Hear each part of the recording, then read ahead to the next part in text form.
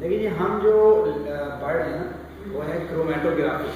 सबसे पहले हम उसके आएंगे, उसके लफ्जी मानी एंड देन उसको जो हम अच्छी तरह एक्सप्लेन करेंगे इंशाल्लाह। मैं कोशिश करूंगा, लेकिन मुझे जितना आता है मैं उस हिसाब से कोशिश करूंगा कि आपको समझा के जाऊं। तो गौर से सुनिएगा, जो ये चाहता है कि हमारा ये थोड़ा क्लियर हो।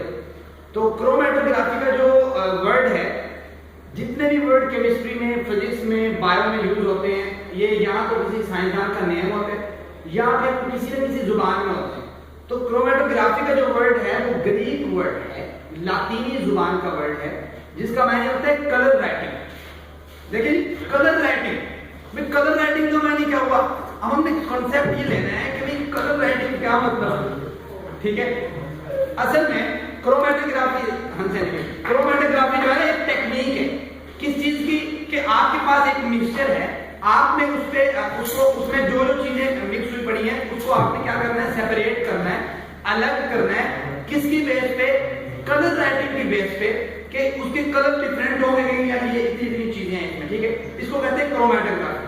तो अब क्रोमेटोग्राफी के बहुत से आगे से वो आगे के भी मतलब ये टेक्निक क्रोमेटोग्राफी के लिए यूज हो सकती है, ये टेक्निक यूज हो सकती है। एक पिछली प्रेजेंटेशन में जो थी हाई परफॉर्मेंस लिक्विड क्रोमेटोग्राफी, उसमें क्या था, उसमें मोबाइल फेस के तौर पर जो है वो लिक्विड यूज हो रहा था। लेकिन आज का जो हमारा टॉपिक है उसमें लिक्विड यूज नहीं हो रहा, उसमें गैस क्रोमेटोग्राफी, मोबाइल फेस की जगह पे जो है वो क्या यूज हो रहा है, गैस यूज हो रही है, ठीक है। अब देखिएगा यहाँ गौर से, मैं आपको ऐसा करता हूँ, सबसे पहले ना 3-4 तस्वीरें दिखाता हूँ।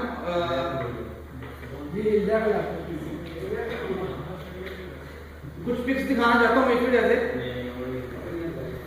कि आपको ये पता लगे कि यार ये कौन है, इसकी किसी को